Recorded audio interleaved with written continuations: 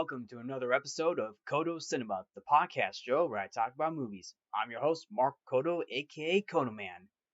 Well, Codo Cinema has reached another milestone. This is episode 145. Just recently I just hit 144, but now this is 145. This is episode 145 as a whole for the entirety of Kodo Cinema. And I am very excited about this because I got an episode that I'm excited to talk about. In fact, I'd like to dedicate this episode to my parents, and this movie I'm going to talk about is one of their favorite movies, and they have saw this and they have seen this movie in theaters. So, Mom, Dad, this recording is for you. And the movie that I'm going to talk about is none other than Walt Disney's Beauty and the Beast. So, yes, I will be talking about Beauty and the Beast, and this is basically the 1991 animated classic. So I'll talk about a flash in the past. So we're going to talk about an animated classic. To start off, just to give my background, Beauty and the Beast is actually one of my favorite Disney animated movies. Although I wouldn't say it's my favorite Disney animated movie of all time. It is actually one of my favorite Disney animated movies. However, Beauty and the Beast is one of my parents. It is a favorite to my parents. Well, one of their favorites, I should say. In fact, my mom and dad went to see this, and the rest was history. So yeah. Now, just to give in a background of the movie as a whole, Beauty and the Beast is the 30th Disney animated feature film and the third released during the Disney Renaissance period. And this was following in the footsteps of The Little Mermaid and The Rescuers Down Under. The film itself is based on the 1756 fairy tale of the same name by Jean-Marie Le Prince de Beaumont, who was only credited in the French version, while also containing ideas from the 1946 French film of the same name, directed by Jean Cocteau. The film was directed by Gary Trousdale and Kirk Wise in their feature directorial debuts, and was produced by Don Hahn from a screenplay by Linda Wolverton. Besides the screenplay, there were also a lot of people involved with the story. And there were a lot of people, so just to name a few, Brenda Chapman, Chris Sanders, Joe Ranft, and Kelly Asbury, among many other writers, were involved with the story for Beauty and the Beast. And just to mention the names again, Brenda Chapman, Chris Sanders, Joe Ranft, and Kelly Asbury, there are one of the few main writers and animators who actually got their start with Disney. So that is really something right there. And they will later go on to write, direct, and animate future Disney movies as well, and of course write, direct, and animate other movies outside of Disney as well. So that is something to say right there too. Now, just to go into the plot of the film, Beauty and the Beast focuses on the relationship between the Beast, a prince who is magically transformed into a monster, and his servants into household objects as punishment for his arrogance, and Belle, a young woman whom he imprisons in his castle in exchange for her father's freedom. And of course, the beast is basically cursed. So in order to break the curse, the beast must learn to love Belle and earn her love in return before the last petal falls from an enchanted rose, or else he will remain a monster forever. The film also features the voices of Richard White, Jerry Orbach, David Ogden Stiers, and Angela Lansbury, with the two main leads, Paige O'Hara and Robbie Benson. As I mentioned, the film came out in 1991. It was actually released in the United States on November 22nd, 1991. Here's a little fun fact. Walt Disney first attempted to adapt Beauty and the Beast into an animated movie during the 1930s and 1950s, but was unsuccessful. Following the success of The Little Mermaid, Walt Disney Pictures decided to adapt the fairy tale, which Richard Purdom originally conceived as a non-musical period drama.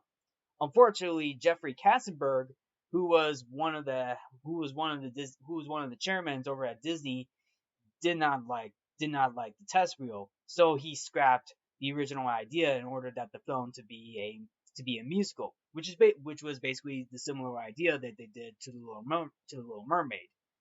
Of course, the music was written by Alan Menken with Howard Ashman writing the lyrics.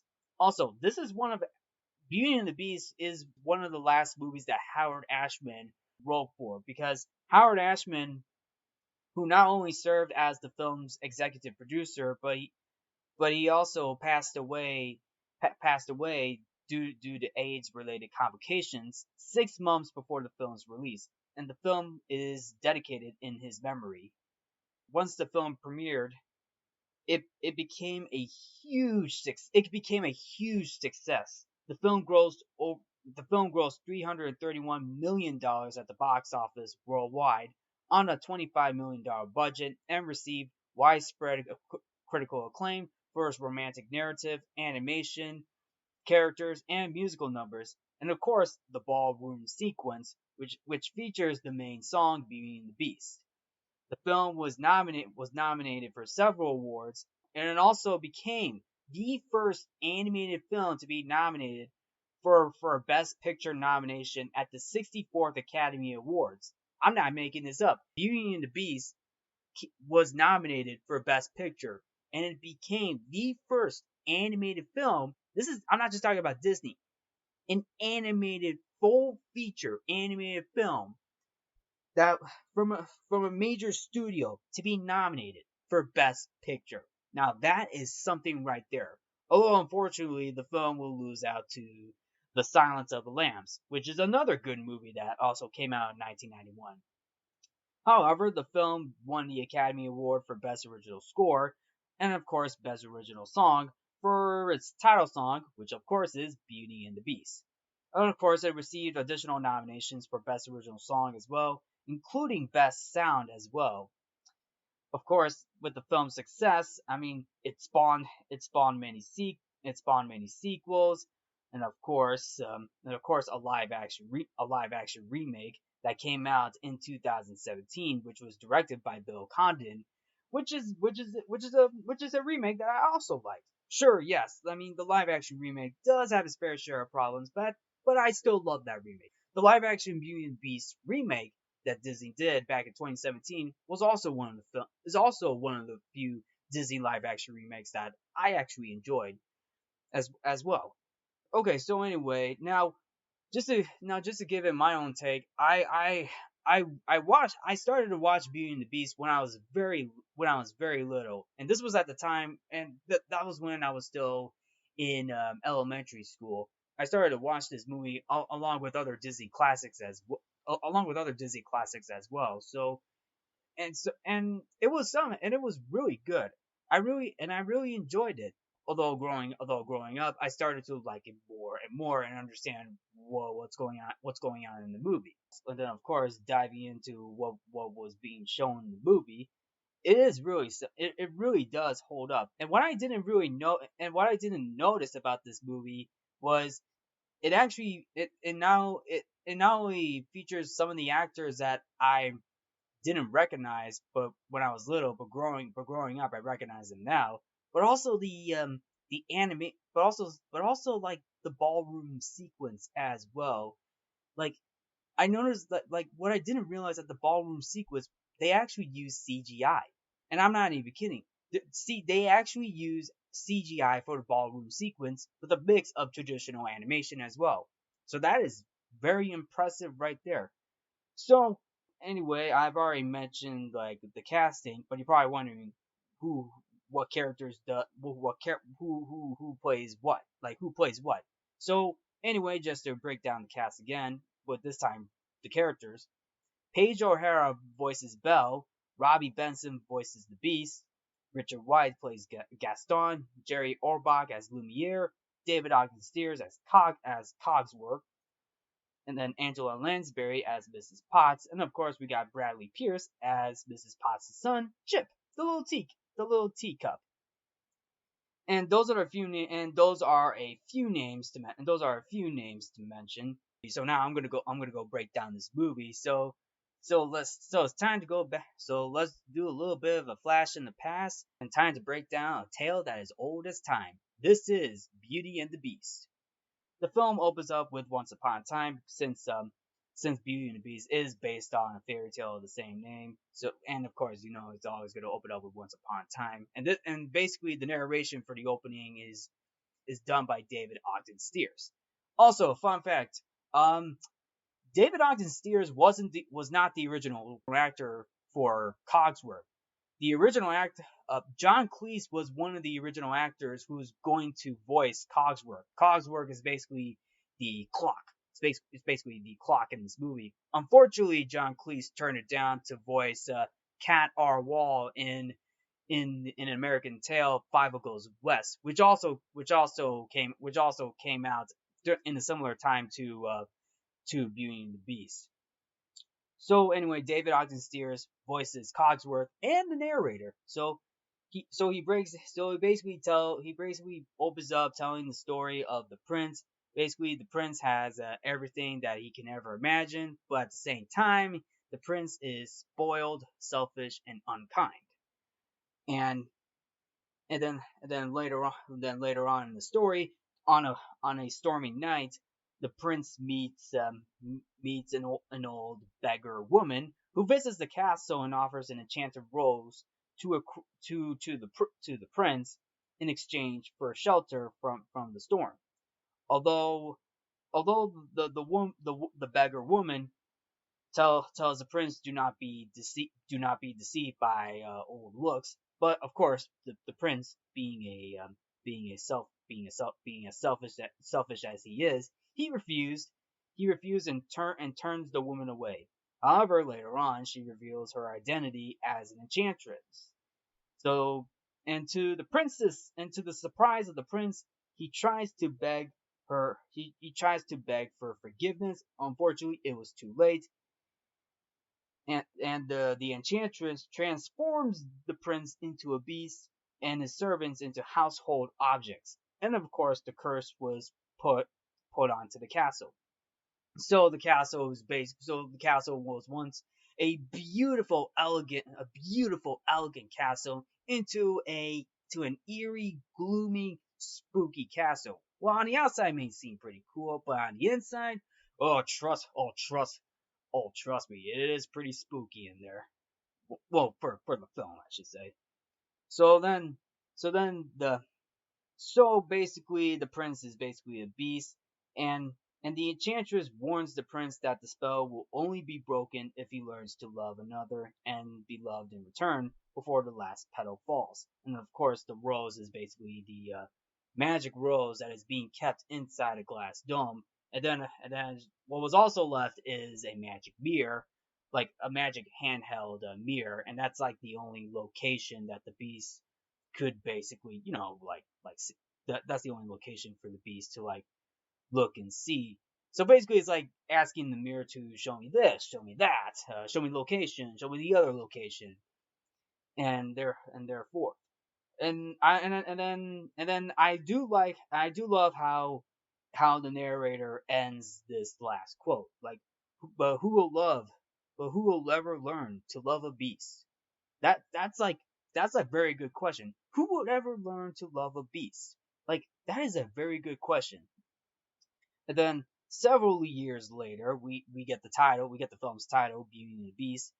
In a nearby village, which is basically out in the countryside, we see a young girl named Belle, and she's being voiced by Paige O'Hara. Fun fact: Paige O'Hara is a very good singer, and of course got her start on Broadway as well. So there's a little something. So there's a little something right there, because this next scene is basically a musical number. Although in my opinion, it does go down to different names, but for those of you who know, for the opening scene for Belle, it's basically Belle's theme. Just to let you all know. And then, of course, the musical number for Belle's theme is very good. Gives the audience an idea of who Belle is, what Belle is doing. She's basically walking into town, going to a library to check out a book, Belle likes books. She is very interested in reading books, and hey, there's nothing wrong with it. Although, of course, the townsfolk is basically wondering what's up with Belle. What's with Belle reading a book? What's the point of that? Although it's very unclear. Though it's very unclear, but I guess you can probably figure that out. That hey, Belle likes to read books. But of course, the musical number keeps going on and on. I mean, this is because, well, you have Alan Menken and Howard Ashman doing the music, and they do a fantastic job with this, with the musical number for that. So then later on, Belle runs into a handsome-looking fellow named Gaston. Gaston is voiced by Richard White, and Gaston's basically the Disney villain for this movie. Gaston's a narcissist is basically a narcissist and a hunter who wants to marry Belle because of her beauty. Hey, they didn't call the title Beauty and the Beast for nothing. Belle denies Gaston's proposal, I should say, not only once but twice. But for once, Belle's come on, Gaston. I mean, I don't want to. But Gaston is so like he's basically lustful, and Gaston's got that lust for Belle for some reason, and he's got that bit of a wrath too. Mostly in the end, you'll probably figure out. Yeah, of course, Gaston's got a little sidekick named LeFou, who's basically one of the few comic relief sidekicks in this movie. and and fun fact, his French name is known for the Madman, and of course, and is also basically a play on words for the Fool, which probably explains why LeFou the Fool. LeFou's being voiced by Jesse Corti, and I'll be honest with you. I mean, I'll be honest with you, LeFou is probably one of my favorite side villain characters in this movie because LeFou's basically one of those like little villain sidekicks that gets a lot of funny moments and foolish moments too, if you know what I'm saying. Like, oh man. Oh man, like when LeFou is basically striking up the band. Like when he strikes up the band, Gaston literally shuts him up with a tuba. It's just funny, man. It's so funny because LeFou strikes up the band too early that Gaston has to shut him up with a tuba. Oh my goodness, it's just funny. It's just funny if you know. Oh my goodness. That's actually one of my favorite LeFou moments when he gets shot out by a tuba. Okay, so anyway, Belle also meets up with her father, who is basically working on what looks to be a Rube Goldberg experiment of basically knowing how to chop up firewood, which actually works out pretty well, and and it also basically leads up to basically basically Belle's father Maurice, being played by Rex Everhart. Basically, Bell's father is an inventor, which explains why he built that experiment. And he's basically he's basically like a he's basically insane for crafting devices believed impossible to construct in reality. But thankfully, his daughter Belle believes he will be famous one day. And hey, sometimes you gotta keep on believing, if you know what I'm saying. So Maurice's experiment, as I probably mentioned, is basically an experiment that can chop up firewood. He was able to get it to work, and he goes en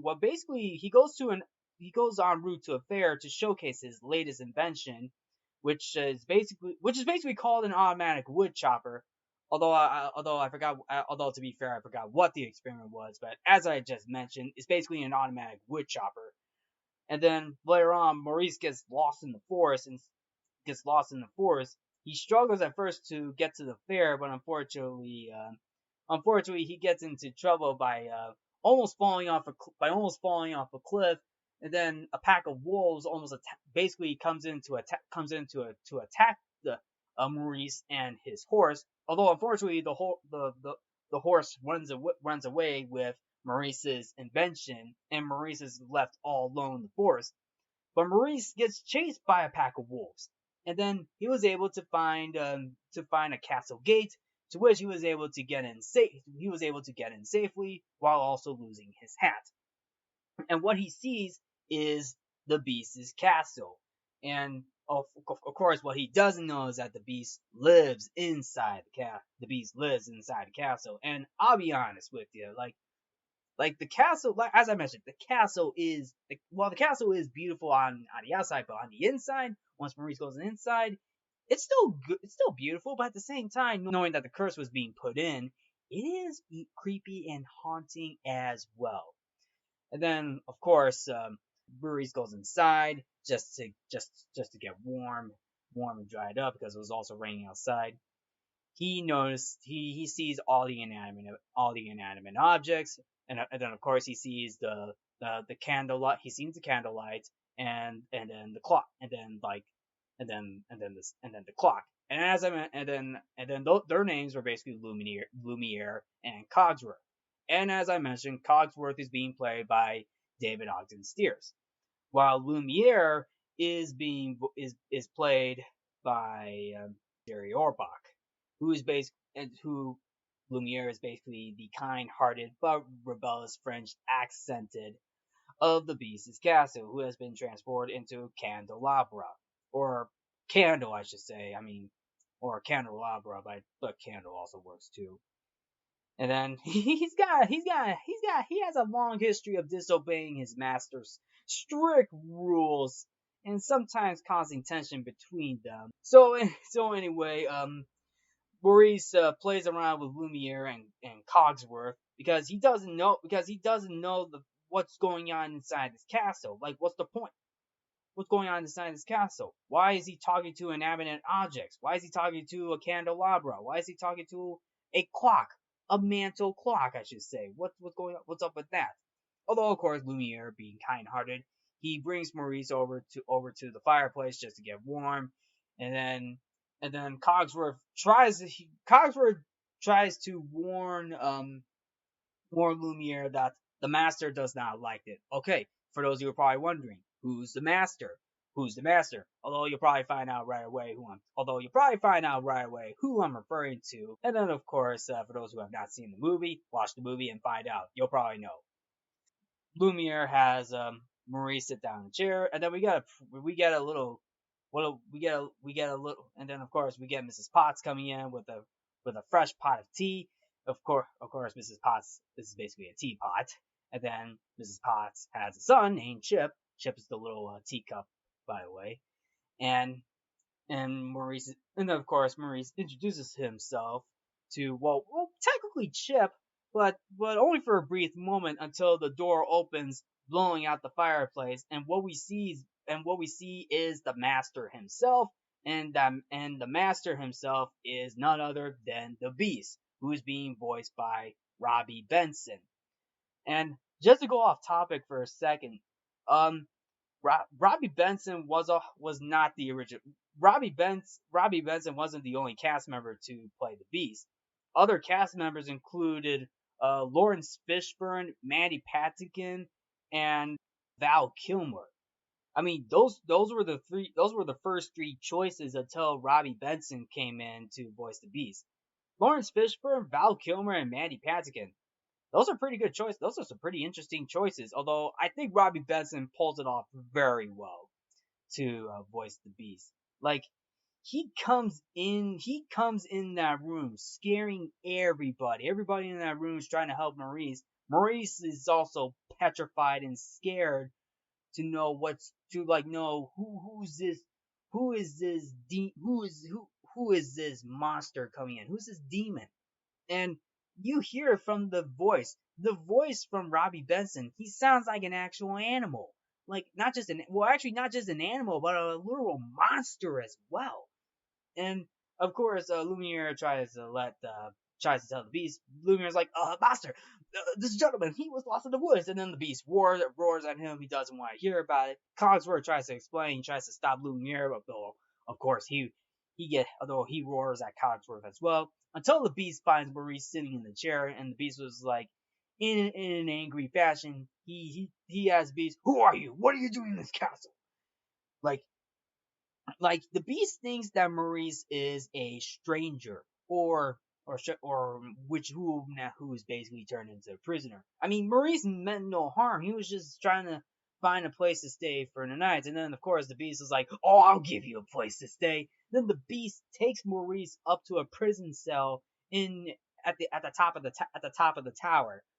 What really adds to the tension is the music from Alan Menken. Like, it is really haunting. Like, he adds a haunting theme to it, most notably from the brass section, and then it really ends with the Beast closing the door, and the music literally tones down, and it really ends emotionally and abruptly, like once the Beast closes the door as he brings Maurice up to the tower. Of course, later on in the movie, I did mention pretty briefly that Gaston tries to marry Belle. Although, of course, he throws what looks to be an engagement party, just to impress Belle, and Belle doesn't take that. She doesn't even take it. Like, come on. I mean, do you think Belle's gonna say yes to that? Like, Belle Belle denies the wedding engagement, and to top it all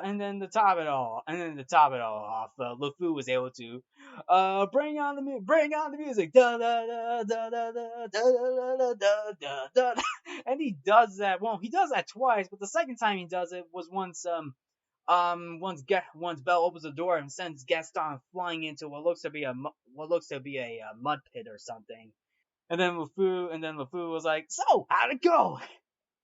Not too well. Gaston just literally throws LeFou into the muddy pit, and then LeFou is basically sitting with basically LeFou is sitting with is basically in the muddy pit with an actual pig, and then LeFou just ends this like just basically saying "touchy," and then the pig was like, "Oh, that scene says it all."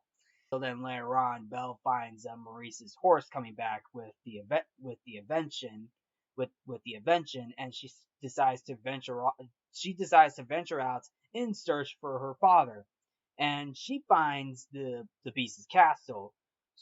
She goes in wandering around until she goes all the way up to the top of the tower, and she was able to find her father Maurice. Unfortunately, what she doesn't know is that somebody else is up in that tower with them, and that would be the master himself, the Beast. So the beast comes in, scares Belle. She's wondering what's going on. Who am I talking to? Who is this person I'm talking to? Well, the beast introduces himself as the master of this castle. Now, what I really like about that scene is the lightning technique. Sure, it's a traditional animated movie, but at the same time, they were able to use some special effects and good lightning tricks to it. Like, the Beast is in shadow. He's in the shadows, while Belle is in the light. Like, it shows you that you're seeing Belle, but you're not seeing the Beast as much. Although you do see the Beast. I mean, while you do see the Beast, but but rarely. You don't really see him as much until he steps into the light. But before that, Belle begs the Beast to let the just to like to make a trade, like to let Maurice go. Like like she she's wondering why Maurice is up there. Like, but the Beast tells him like, well, the father should not have trespassed in this castle. But Belle tells the Beast that her father could die because her father is ice cold. Like, his hands are cold. He's not even warm because He's up in this very cold tower in a prison cell. Like he's cold as ice. Until then, Belle decides to Belle decides to throw herself into the fire and says, "Well, why don't you make a trade? Why don't you take me instead?" And then the Beast was like, "You?"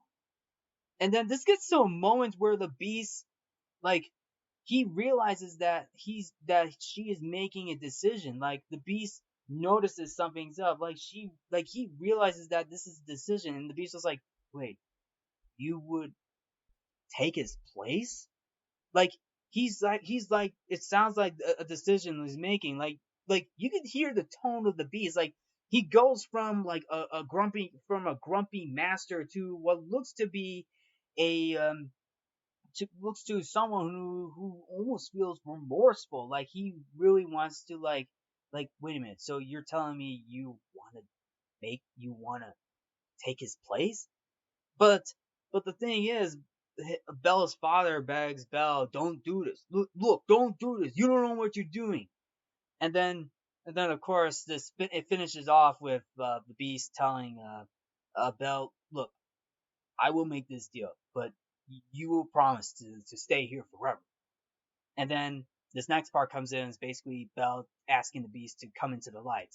The Beast comes into the light, and the music from Alan Menken builds up to the reveal that the Beast is an actual monster. Belle is shocked. She is scared, straight up. Like she sees a literal monster. She just made a deal with the devil. Well, sort of, not really, but if you know what I'm saying, this it's like if you really think about it, it's like she just made a deal with the devil, knowing that she's sacrificing herself to save her father. And of course, the deal has been made, and this brings Belle into tears. She literally cries, knowing the fact that she just made a decision to save her father. But although unfortunately the Beast takes Belle's father Maurice out of the prison cell. I mean, Belle tries to say goodbye, but unfortunately that gets cut off because the Beast drags Maurice out of the prison cell, out of the castle, into a what looks to be a weird carriage that automatically takes Maurice into the village. What is up with that carriage that the Beast had? I'm trying to figure out what is up with that carriage. I mean, that's just a little nitpick right there. Like, what is up with that carriage? Did it was it really futuristic, or did it really go by itself? I mean, sure, yeah, it did once the castle was cursed. But what was it like before it was cursed? I don't really know. So anyway, the Beast comes back up to the cell, and then Belle tells the Beast like that she didn't get a chance to say goodbye. And this also leads to another moment where the Beast feels remorseful too. Like he just realized that Belle may never see her father again, and that's really sad. That is sad. Do you realize how sad that is, knowing the fact that that losing a family member like that, you never get a chance to say goodbye? That is really that's upsetting, and you see that in the eyes of the Beast. Like he realizes that, oh shoot, he realizes like, oh, he realizes that, what have I done? He just realized what he did. I mean, sure, yeah, he was able to spare Maurice's life, but he didn't think that Belle would never say goodbye to her father. That is upsetting. So the Beast, with a little bit of heart, he was able to take Belle to a very warm bedroom, and while going there, Belle sees sees a little bit more of the castle. Like she's still scared. She is scared straight up. Like she notices that this castle used to be beautiful, but now it's haunting, eerie, spooky, and demonizing too. Like you see a bit of it. You see some statues of demons up there too. And then for a moment, she even a tear drops out of Belle. Like she is upset. Like she just lost her father. But but but the Beast and Lumiere, like Beast takes Lumiere along for the journey. Like um Lumiere tries to tells the Beast to, like, say something to her. And then the Beast is like, well, I hope you like it here. And then Lumiere is like, come on, keep going. And then the Beast the Beast continues on, well, the castle is your home, so you can go anywhere you want except for the West Wing. And then Belle's like, what's in the West Wing? And then Beast is like, it's forbidden. So then later on, the Beast was able to send Belle into her room, and once that is all done, like, of course she's still upset. She cries because, like I said, like she just lost her father, like, and she just lost her father at the moment because of the deal that she made, and it is very heartbreaking too. But it was a sacrifice that she made. She made the ultimate sacrifice, and then she made that ultimate sacrifice. She saved her father's life, even though even though she may never see her father again. And then later on, and then of course later on in the movie, we cut to what looks to be a saloon, what was basically a saloon, and we see Gaston in envy and a little bit of wrath. Like, why would Belle deny the wedding engagement? No one says no to Gaston. And then of course he's so angry he takes the mugs of beer from LeFou and throws it into the fireplace. And then LeFou was like, more beer, sir? I'm sorry, I had to laugh at that. And then Gaston's like, what? Who are you kidding? Nothing's gonna make me happy. And then, of course, this actually leads up to probably one of the best villain songs in this movie, which is basically Gaston's theme, and LeFou sings it pretty well. And then, like, LeFou tries to cheer up Gaston, and it's pretty funny too how he takes all the beating as well. It's like he's like, "Oh, come on, Gaston! Oh, come on, Gaston! Cheer up! There's plenty of women out there." And then I mean. The song from Alan Menken and Howard Ashman is pretty good. It adds it adds that charm and humor to it for Gaston's song, and especially because part of the song is basically about Gaston. It's like saying, no one punches like Gaston, no one sleeps like Gaston, no one does this like Gaston, no one shoots this like Gaston. I mean, like, the lyrics most of the lyrics you hear in Gaston's theme is basically like, Gaston, like Gaston nobody does it like Gaston, nobody does this like Gaston, no one does this or that. If you know what I'm saying, it adds to the overall charm and humor, but given the fact that part of basically does give into the fact that Gaston, who is basically a hunter as well, he is still pretty charming, popular, and muscular character too. Very muscular, if you know what I'm saying. and then of course the song ends with Maurice coming into the bar just to tell the townsfolk that his daughter Belle is trapped in this castle by this beast, but nobody believes him because the townsfolk believes that Maurice is insane. This gives Gaston an idea, like this gives Gaston an idea. So what he really does, he talks to this he talks to this he talks to the warden of the town's insane asylum, and the warden, I don't really remember, I can't pronounce his name, but I'm just gonna call he's basically the warden of the town's asylum, and he's voiced by Tony J. And Gaston makes a deal with this guy that before he makes the deal, he tells the guy that Belle's father Maurice believes that that Belle is trapped up in this castle with this beast. And then the warden was like, well, Maurice is harmless. But of course he was able to give in, when Gaston was able to finalize the deal, and then the warden was like, "So you want you to throw Belle's father into the asylum in exchange for marriage?" And then the warden was like, "Oh, that is despicable." Yeah, I love it. So basically, the deal was finalized. Like Gaston just made a deal with this warden. Like he would like he made a deal with this warden with the warden saying like the warden is gonna throw Maurice's father into the asylum because Maurice is basically insane because because he saw a beast, even though nobody believed Maurice. Hey, I believe Maurice. I seen the film. I seen the film. I know what Maurice is talking about.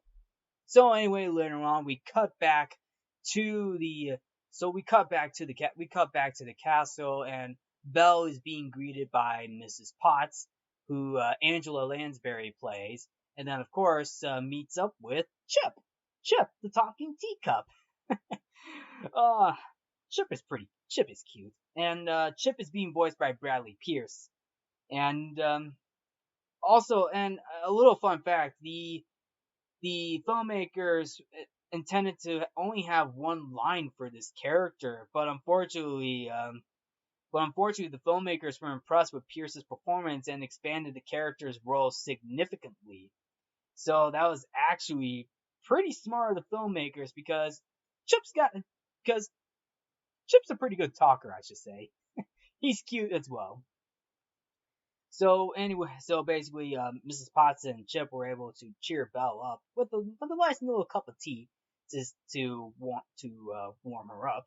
And then of course, Mrs. Potts and Cogsworth tries to invite Belle down for dinner, although unfortunately, Belle denies it, and this gets the Beast to get very, very impatient. Like he's in his grumpy mood. He is in a grumpy mood, like saying like what's taking her so long? Why isn't she coming? Why isn't she coming down? Unfortunately for you, Beast. Well, Belle, like as I mentioned, is Belle is still upset with the loss of her father, but are you sure? But would she accept the dinner invitation with that tone that you are doing? Huh? Beast? Hmm? Fortunately, Mrs. Potts, Lumiere were trying to help the Beast, like like tell the Beast to be more like a gentleman, and then of course the smile, like come on, show me the smile. Beast smiles. And then of course the ultimate line is basically to control the temper. So basically Cogsworth shows up, and the Beast thought it was Belle, but unfortunately Cogsworth tells the Beast that she's not coming. And then and this is probably the moment that kind of got me into the laugh a little bit, is basically when after Cogsworth says what, it cuts to outside, and then the Beast was like, what?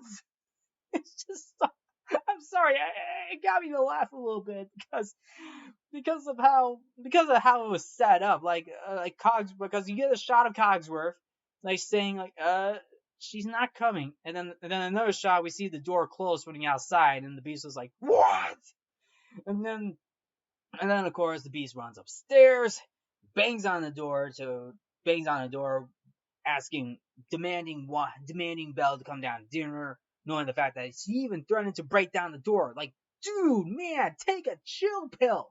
Like you're talking to a woman in that bedroom. Like, show some respect, man. Although, of course, knowing the fact that Beast doesn't really show as much respect during that moment, and then Beast threatens Belle to technically it was Belle saying like, "No, thank you," and then the Beast was like, "You can't stay in that room forever." And then Belle's like, "Yes, I can." Then the Beast threatens Belle, saying, "Well," Beast is like, "Go ahead and starve." And then the Beast is like, "If she doesn't eat with me, then she doesn't eat at all." And then of course Beast leaves, and then Mrs. Potts is like, "Oh dear, that did not go well." Of course that didn't go well. I mean, the Beast didn't control his temper. He wasn't thinking straight, if you know what I'm saying. So yeah. So anyway, Cogsworth has Lumiere on duty. Has Lumiere on duty, although knowing the fact Lumiere does Lumiere lights things up a bit with he lights things up a bit with a certain duster, certain French female duster, if you may, if you may. But of course, Beast goes into the West Wing, basically mad at himself, and then he lifts up the mirror and says, "Show me the girl." And then he realizes he looks in the mirror and Belle is talking to what looks to be a wardrobe. Oh, of course, all the inanimate objects in the castle is alive. So and then the beast is basically, and then the beast realizes that Belle doesn't want to get to know him, doesn't want to get to know the Belle doesn't want to get to, well, doesn't want to get to meet the beast. Well, technically he did. Well, technically she did meet the beast, but have a conversation with the beast, have a full-on conversation, getting to know each other. And then the beast is like, "What's the point? It's I mean, you see that remorse inside the beast. Like, yeah, he's a brute, but you do see that bit of remorse. Like, he just realized, like, what have I done? Basically, it's like he's in this "what have I done" moments right now. And then, of course, you do see the a petal from the rose falling down, knowing the fact that, yeah, the beast is screwed. So then later on, Belle sneaks out of the room. Lumiere is basically what looks Lumiere lights it up by making out with a French female made duster, and then Lumiere is like, oh my goodness, she has escaped. So then Belle goes downstairs, goes inside the kitchen because Belle is hungry, and then and then of course Mrs. Potts shows up. We get Cogsworth and Lumiere. Even Lumiere and Cogsworth introduced themselves to Belle, and then and then of course what leads up is to a classic musical number, "Be Our Guest," and it's a very fun musical number.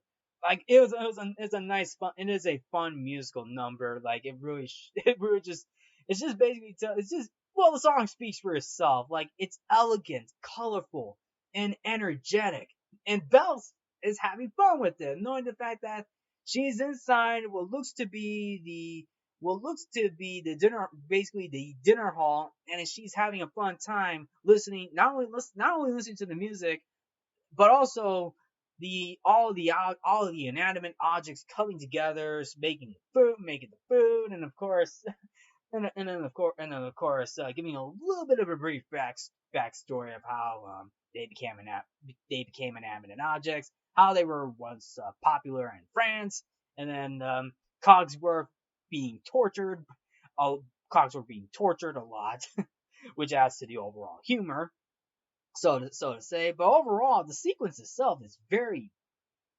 beautiful, elegant, and energetic as well.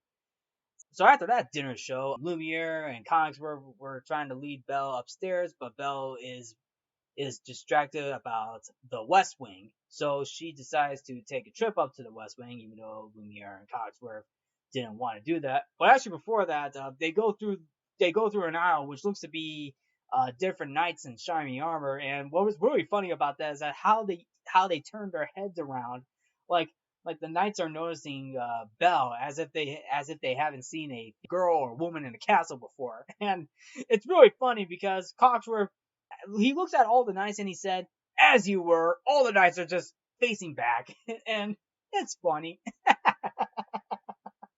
It's pretty funny.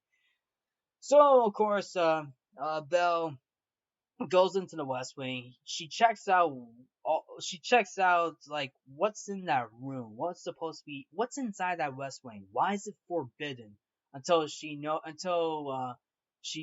notices the rose, and then we get to see why she's not allowed in the West Wing, because the beast pops out of nowhere, which actually turns out to be the beast's room, and the beast covers up the the rose because Belle takes the glass case off the rose, and and then the beast threatens Belle, scares Belle out of his room, like like like like no, not knowing what Belle was going to do. Like Belle has no idea. Belle has no idea what she was going to do. She wasn't going to do anything. Like, come on. I mean, come on. Why did the beast scare her like that? She wasn't going to do anything. She wasn't going to she wasn't going to do she wasn't going to do anything. She was wondering what's up with that rose. And then, honestly, we know what was up with that rose. And then, of course, like as I mentioned, like she run, and then of course the beast is so angry he forces her to flee the castle. And then of course you get another what have I done moments because the beast just scared Belle because the beast scared Belle away. And like I mentioned, another what have I done moment. And then we get the music from Alan Menken, like as Belle goes down goes down the stairs. And I like that, and it's actually a pretty interesting moment too. Like the violin, you hear like the string section doing like the like it's basically Belle going down the stairs, and I like that moment, and that's a very very nice little touch of melody to it, because Belle is running away from the castle, like she leaves with Maurice's horse to get out of this castle, but unfortunately she gets ambushed by a bunch of wolves. Like yes, the pack of wolves come back again, although this time they have the wolves have Belle cornered.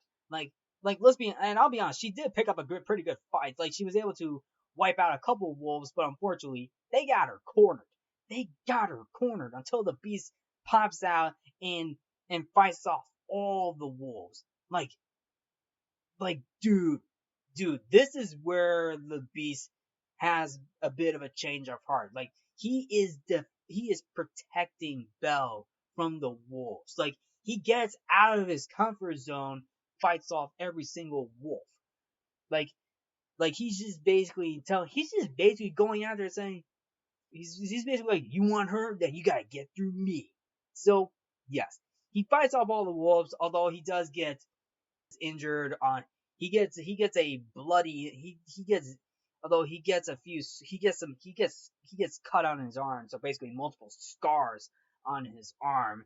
And Belle was able to attend to the beast's wounds, although of course the beast is so angry at knowing the fact that yes, it hurts because he's injured. He's got multiple scars and cuts on his arm, and and then we get this, and then the argument comes in saying like the beast is like, if you haven't run away, this wouldn't have happened.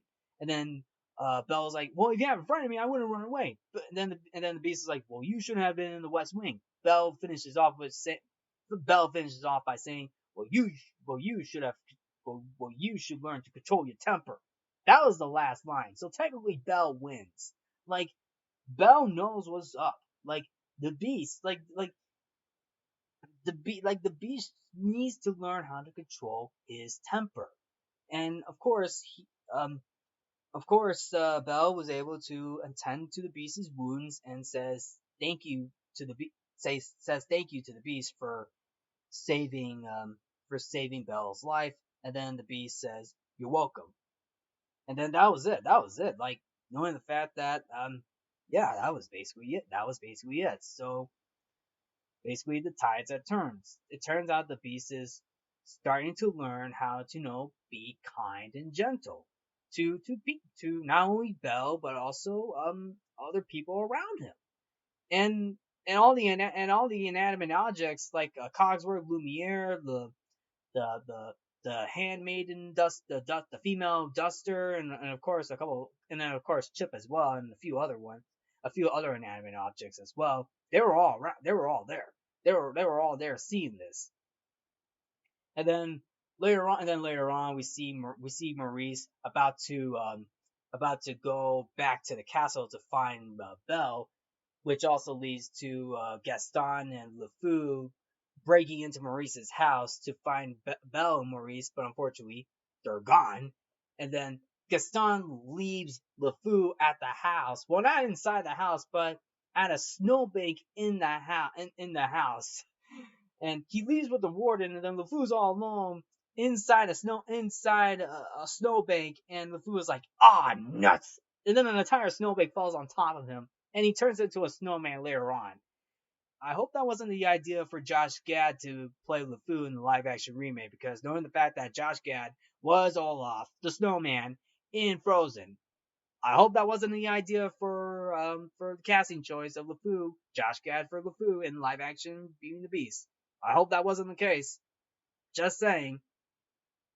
So basically later on, Belle and the Beast are outside. Although Belle is basically in the snow, is basically playing around in the snowbank with this what looks to be a footstool. Although this footstool is actually a dog, and she plays with the dogs, which is actually a pretty cute moment until the beast until we get a shot of the beast at the top of the balcony, seeing like the bandage, like the covered up bandage that he has on after the fight, and and then the beast, like, he never realized this moment, like, I never felt anything like this in my life, like, and then he decides to, like, well, I gotta do something, like, what should I do? Although of course, Cogsworth mentions the promises that you don't really keep. Yeah, I guess you could say the beast doesn't keep too many promises. So Lumiere comes in and says, like, no, no, no, no, no, no, no, no, no, no, no, it has to be very special.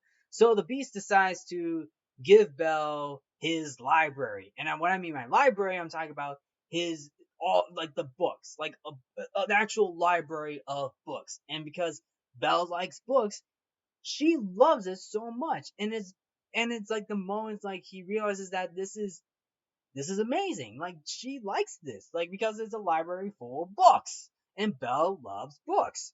And then and then later on we get another musical number where Belle and the Beast are basically thinking about, like, each other, like the Beast is thinking of, like, what's up with the Beast is thinking, like, okay, there's something up with Belle. Then we get Belle saying, like, oh, there's something up with this Beast, like, knowing the fact that the Beast was being rude, being mean at one point, but somehow turned out to be nice. Like, he's starting to learn how to be nice in front of others. And this is like when they were starting to feed the birds, because the Beast and Belle were feeding bird seeds to the birds, and it's a very cute moment too, as they are starting to learn, as they start to connect with each other more, and of course a little bit of a snowball fight as well, which is very funny at the which is very funny. And then later on we get and then of course later on, all the inanimate objects are basically having a conversation, knowing that basically having a conversation, like, okay, we're gonna set up this beautiful date, night for both the Beast and Belle. And then Cogsworth tells everybody their assignments. Of course, everybody leaves, because who wants to listen to Cogsworth? Nobody even listens to Cogsworth anyway.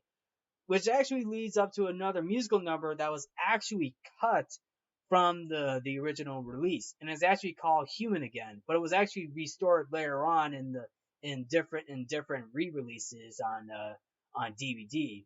And this was before this is before Belle and the Beast are going on their first date, to just to say.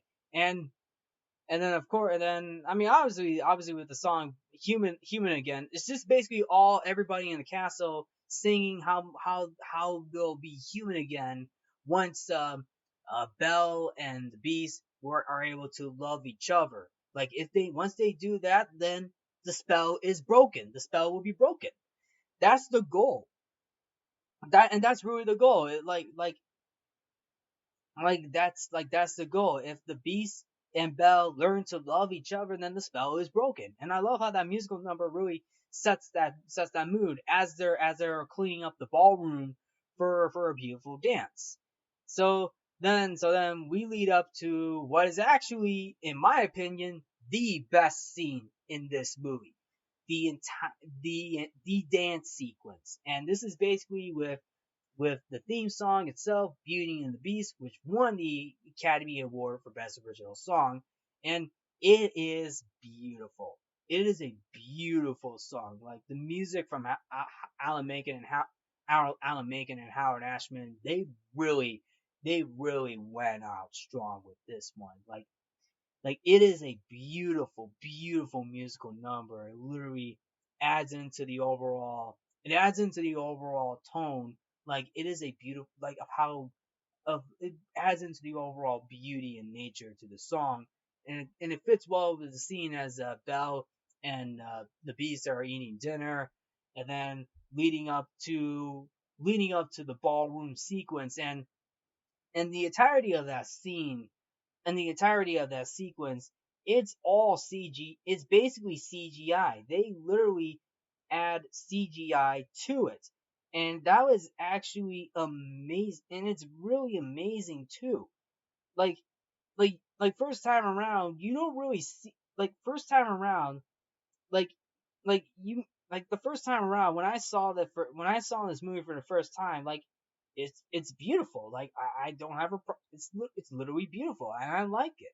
But what I didn't realize growing up and learning more about this movie is that CGI was added to this movie, and it was not only used with computer generated imagery, but it was also composite again. It was also composite using Pixar's CAPS. And knowing what CAPS is, it's basically computer animation production system, which is basically a digital scanning ink paint and composite and it's basically it's basically a digital scanning ink paint among many other different hardware softwares developed for Disney by Pixar.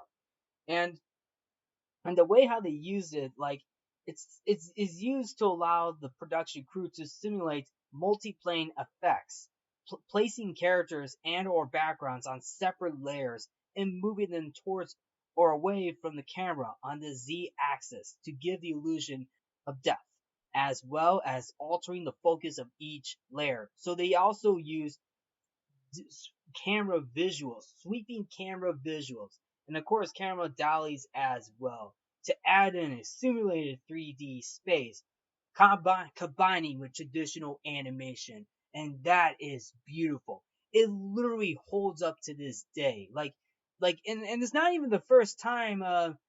It's not even the first time. It's not even the first time because the rescuers down under also use the similar technique as well. The same can be said with the Little Mermaid, and of course the Great Mouse Detective as well.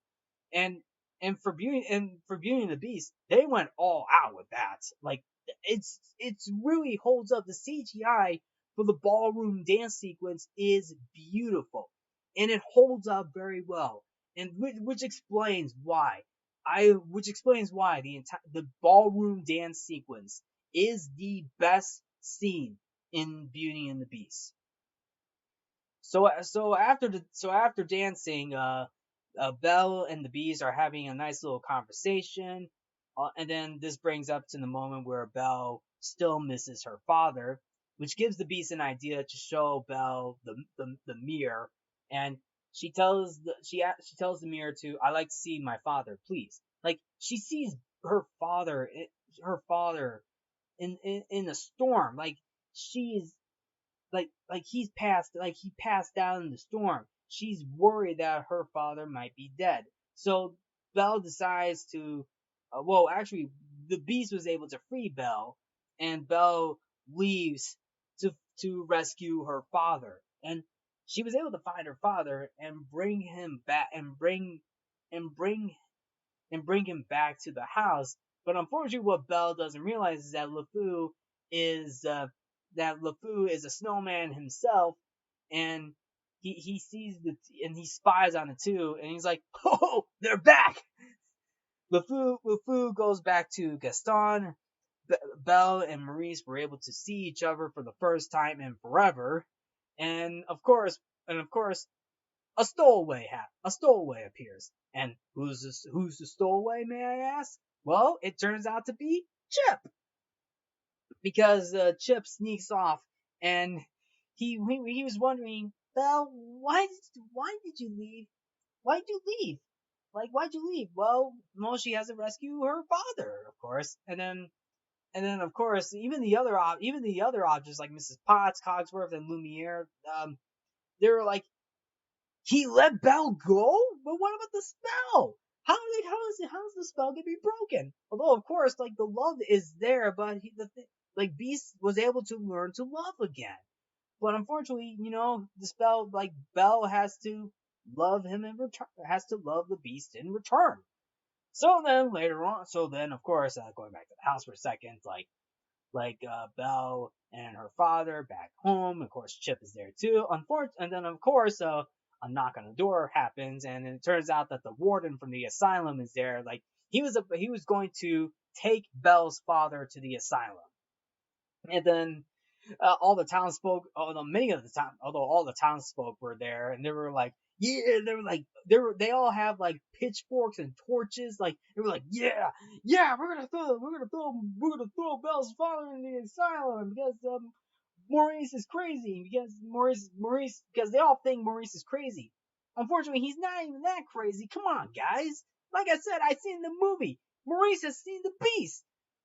And then Belle steps in, tells the townsfolk, "My father's not crazy, and I can prove it." And then she holds the mirror and literally shows everybody the Beast. And all the townsfolk were like, "What? The Beast is real? Is the Beast dangerous?" Although Belle's like, "No, no, no, no, no, no, no, no, no, no, no, no, no, no, no, no. Listen. I was able to. I was like, no, no. The Beast is kind and gentle. He's not what he seemed to be." Until Gaston steps in and is like, "If I were you, I'm pretty sure you have feelings for this Beast." And then, and then and then of course, like the Gaston believes that the Beast is a monster. Of course, the Beast is a monster, but Belle does not see that anymore because the Beast was able to learn to love. And then Belle calls Gaston a monster. Belle calls Gaston a monster. Oh, no, no, no, not a monster, the monster, because Gaston, the villain himself, is the villain himself is the monster. Yeah, and then this gets Gaston to get so wrathful, like he literally takes the mirror from Belle, literally warns the people, saying, "Oh, she's crazy as the old man." And then like he goes out, he literally tells the townspeople like this Beast will come after you tonight. I say we kill the Beast. So this leads up to another musical number, which is basically Kill the Beast. And oh my goodness, like I can't tell which villain song from this movie is the best. Gaston's theme or the Kill the Beast. I can't tell you which one's the best. I say it's a tie, but I say in my opinion it's a tie. But hey, it's your call. So this leads up to basically Gaston leading a mob up to the Beast's castle because they're gonna kill the Beast. It's in the song. It's the title of the song itself. You know what I'm talking about. Like they're gonna kill. They're like they're gonna go kill the Beast. Belle tries to stop them. And Gaston's like, well, if you're not with us, then you're against us.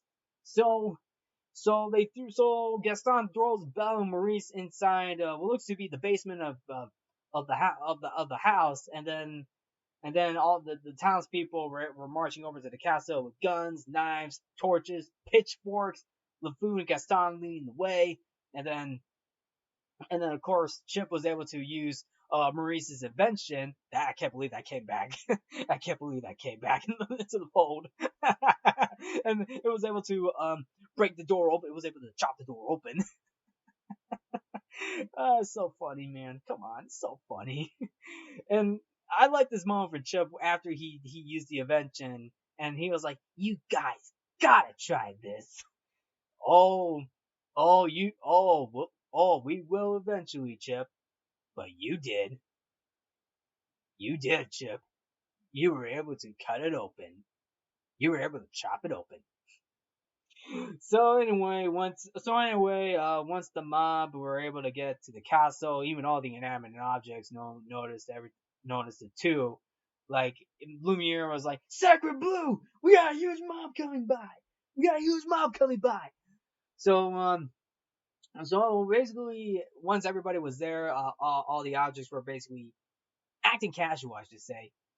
And then this leads up to a brawl, a brawl in the castle where everybody is fighting all the inanimate objects, like like like we get one of the mob members getting hit in the head with different pots and pans. One guy getting his face stuck in a mop, like he's getting his face washed up.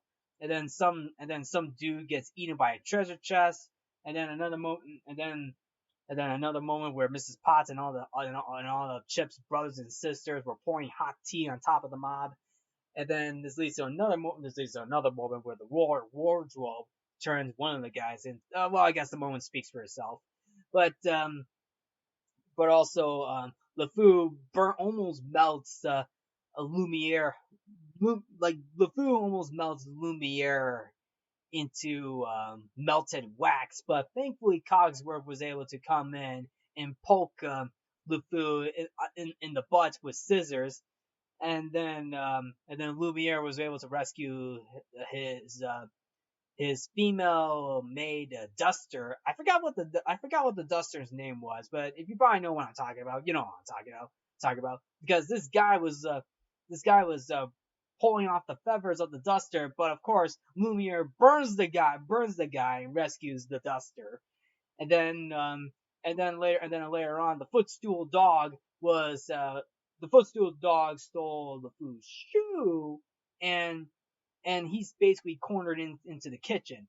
And there's also a continuity error in that moment too, because the shots where the dog's being chased by the LeFou and the mob, basically you don't see LeFou's shoe on. You see his bare foot because the dog has got the shoe in his mouth. Then of course once the mob comes into the kitchen, you see the next shot you see is the shoe back on. So there's your continuity error because the dog still got the shoe, but the shot you see where they enter the kitchen, where the food and the other guys enter the kitchen, the shoe's on. So what's up with that? So there's your continuity error. Although of course, although of course the entire kitchen were able to scare LeFou and everybody else away. And then of course all the townsfolk and then the mob flee cowardly. Everybody cheers, and the cocktail was like, "And stay out." And that's basically it. That's basically the fight. The fight itself is very humorous, although of course it does get a little bit of an update in the live action remake, which is also still good and fun at the same time. And then this leads up to the final showdown between Gaston and the Beast. And I will tell you this, like, the Beast is very defenseless at this moment because at the moment where Belle leaves, the Beast is depressed. Like, he misses Belle. He missed her. But unfortunately Gaston literally shoots him in the back with an arrow. Like, holy cow, and literally literally kicks him out of the window. He kicks him out of the window. Jiminy crickets! Like the Gaston is ready to turn the beast into he's ready to turn the beast into a carpet. Like, he's ready to turn the beast into a little carpet and have his head mounted on a wall. Like, he is so ready for that. And until a conversation happens with Gaston asking the beast, "What's the matter? Too kind and gentle to fight back?"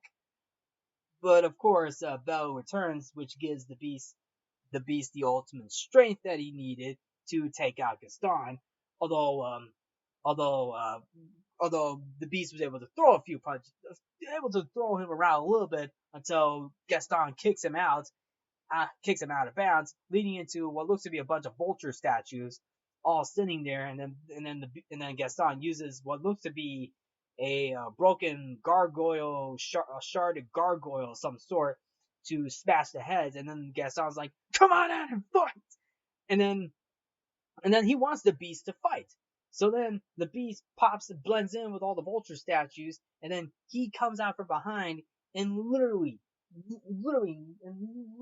knocks him to the roof. the beast knocks Gaston to the roof, and then grabs him by the throat, and then Gaston begs the beast to literally let him go. Like, and I'm not talking about letting him go, like let him die. I'm talking about like just like listen, I'll leave, please, I'll do anything. He's dying.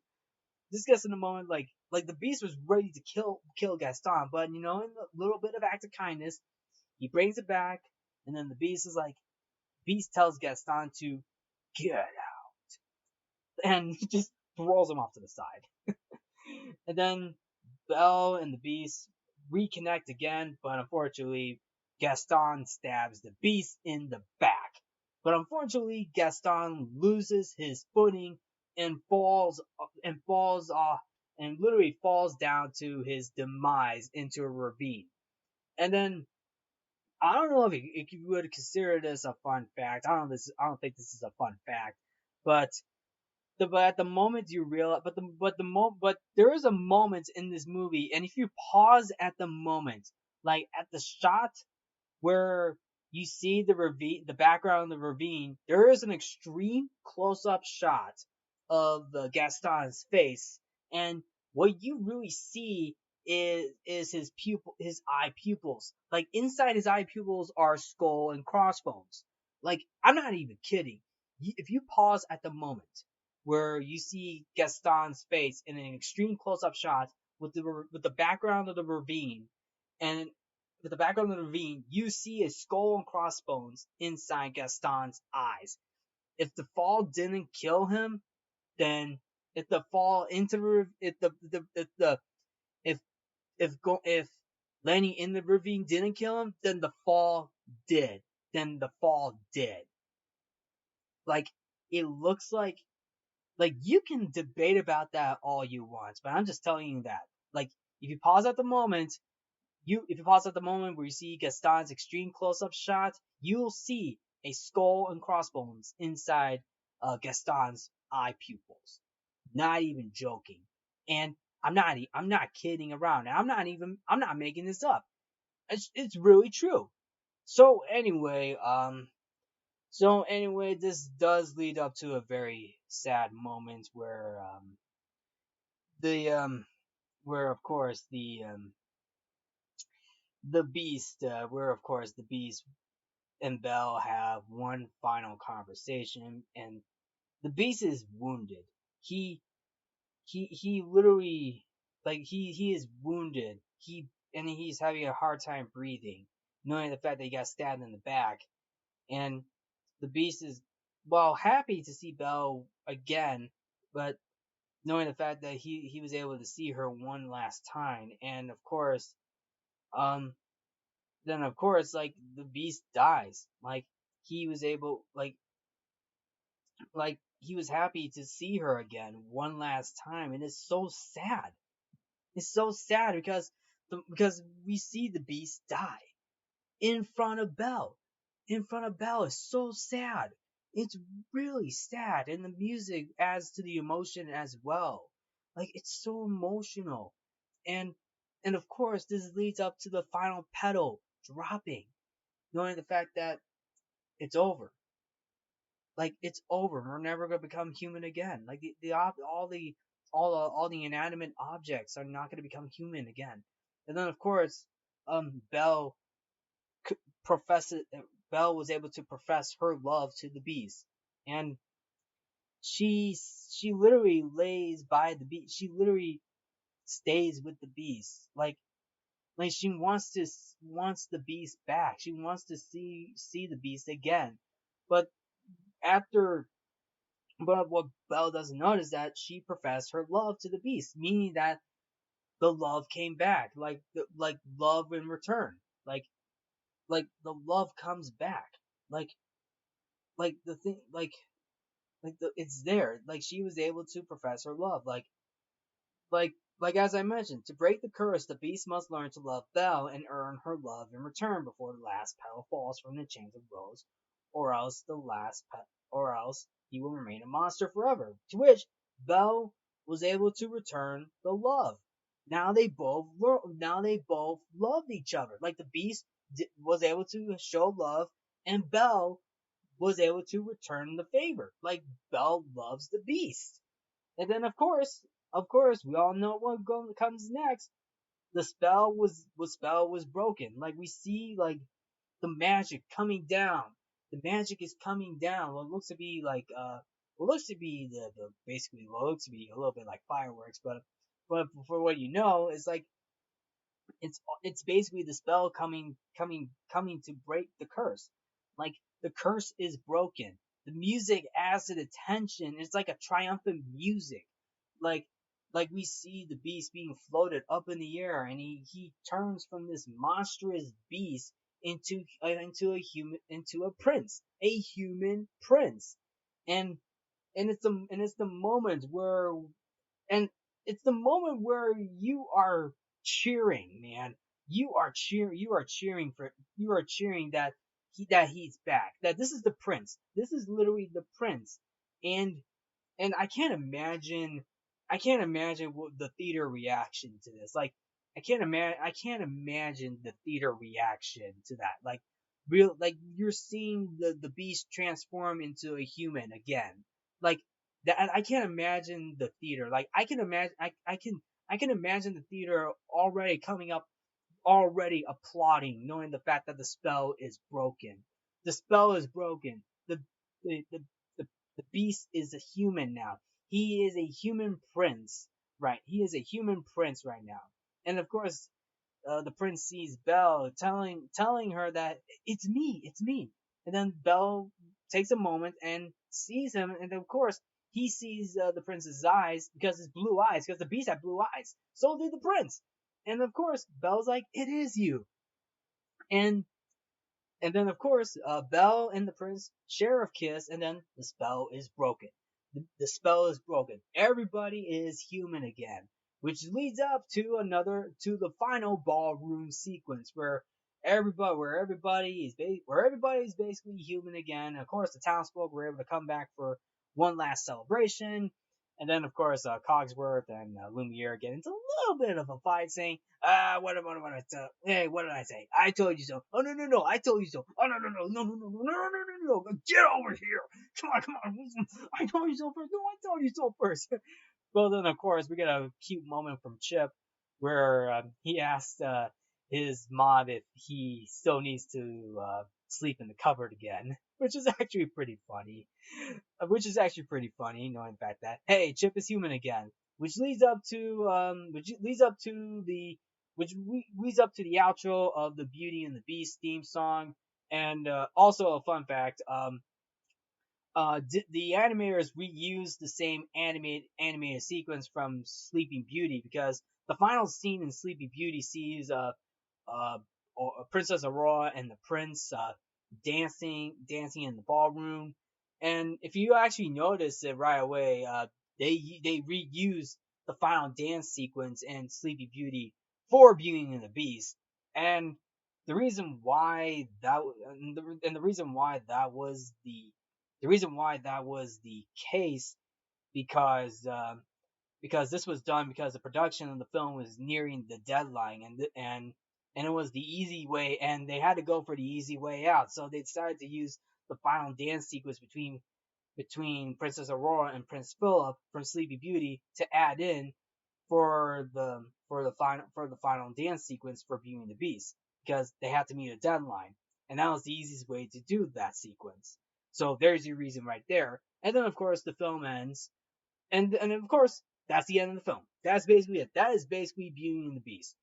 Boy, that was a lot to talk about, but you know what? But you know what?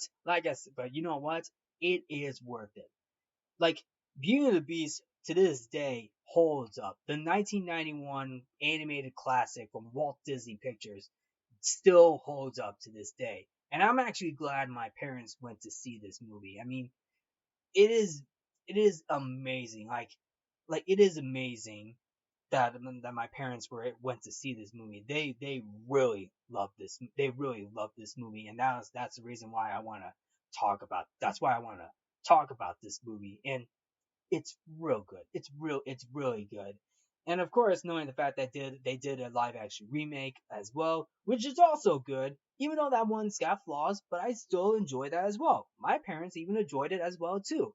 Heck, I even went to see that movie. I went to see the live action remake in theaters back in 2017. So there's something right there. I mean, of course, it also had sequels as well, and even though the sequels didn't go up to par with what the original had, but hey, it made the original made money, so you do realize it's gonna expand into a franchise.